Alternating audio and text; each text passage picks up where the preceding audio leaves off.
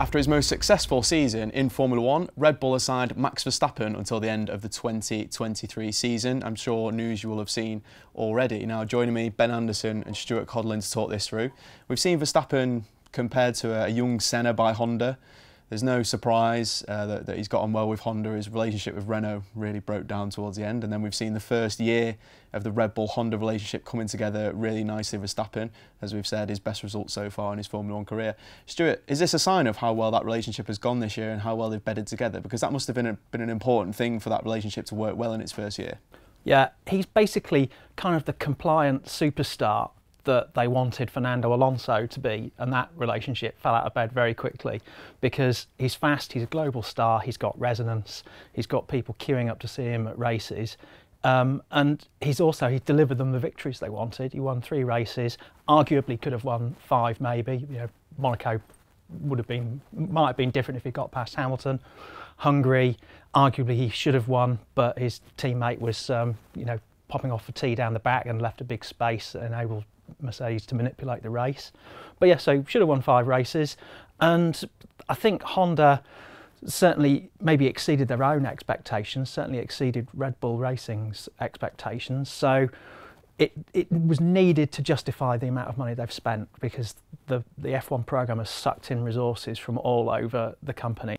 And his youthfulness really satisfies the Red Bull criteria of all the gaming that he does and stuff like that as well. Ben, driver market, that's what people are really going to care about, what this means for the driver market. Obviously 2021 is the big year where the new rules come in. Most of the contracts in F1, excluding Charles Leclerc and Max Verstappen, the main ones, most of those contracts are ending at the end of 2020, so we're going to see a big driver market search. We've heard Lewis Hamilton to Ferrari, we've heard Sebastian Vettel to Red Bull, and we've heard Max Verstappen to Mercedes. How does this contract move, affect how that plays out? Well, it takes a lot of sting out of that driver market, poison, if you like. Verstappen and Leclerc obviously have removed themselves from contention. Leclerc committing his long-term future to Ferrari. I mean, he had a contract that took him beyond 21 anyway, but now he's going to the end of 2024. That's a statement of intent from Ferrari. He's their man. Verstappen has already been on record saying there's no point having 2 #1 drivers in a team. Mercedes have learned that lesson the hard way, so Verstappen committing to Red Bull, that takes another top seat off the table. We expect that Mercedes will do everything they can to keep stability in that team, certainly retain Lewis Hamilton. It probably strengthens Bottas's position in the second seat as well. If they were going to pull the trigger on him, it would have happened, I think, in the middle of last season. It hasn't. So you start to look at the second seats, if you like, at Ferrari and Red Bull. Vettel is the big question mark. His contract is up at the end of 2020. There were some questions over whether he would even continue into this season. He is going to do that. Will he stay on after that? A lot will depend on his relationship with Leclerc and how that season goes. Alex Albon, obviously he's still finding his feet. He has a lot to prove, but whoever goes into that team has got to go up against Max. The rest of the grid, I mean, Ocon is committed beyond 21 at Renault.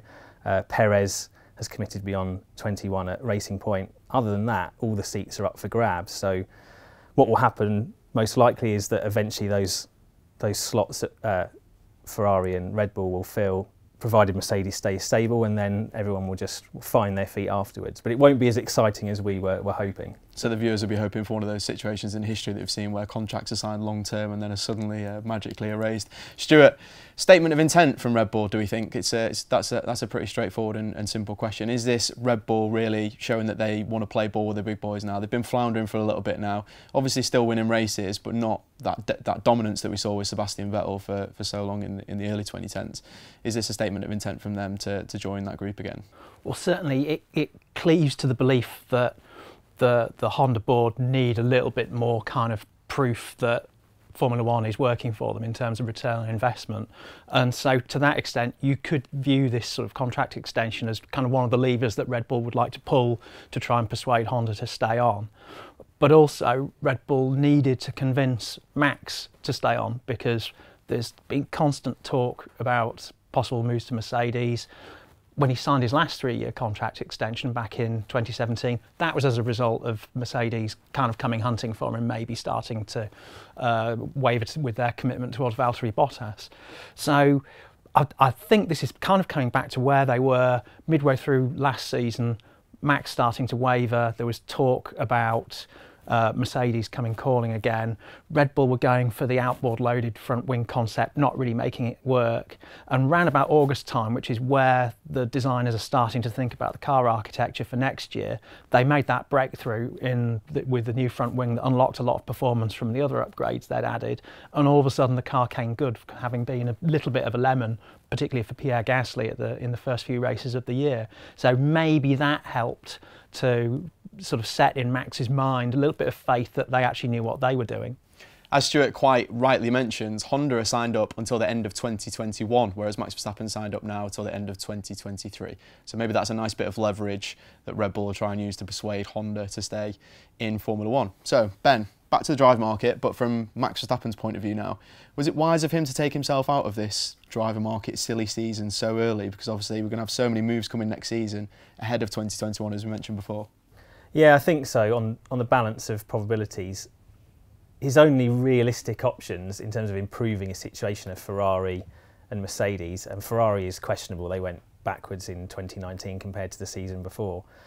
Leclerc extending his deal at that team very much is, as I said, a statement of intent from Ferrari that he's their man. Verstappen is not going to want to go into that team and try and battle for #1 status. He's already done that at Red Bull when Daniel Ricciardo was there. Mercedes then is the only other option, and as Stuart mentioned, he's routinely been linked with switches to that team. But if you take Mercedes out of the equation, you assume Lewis Hamilton is going to renew and go for those record-beating 8 championships. Red Bull's his best option, and last year was a big turning point for Verstappen in terms of growth within the team, feeling that it was building around him. He came out of his shell a lot more inside that team, but nevertheless there was still speculation about him not seeing his previous contract through to the end. By announcing this deal now, they take the sting out of that story completely. It avoids any speculation linking him with any move away for 2021, and Red Bull, Honda and Max can just focus on the job at hand, which is to bridge that final gap to Mercedes and challenge them for the World Championship.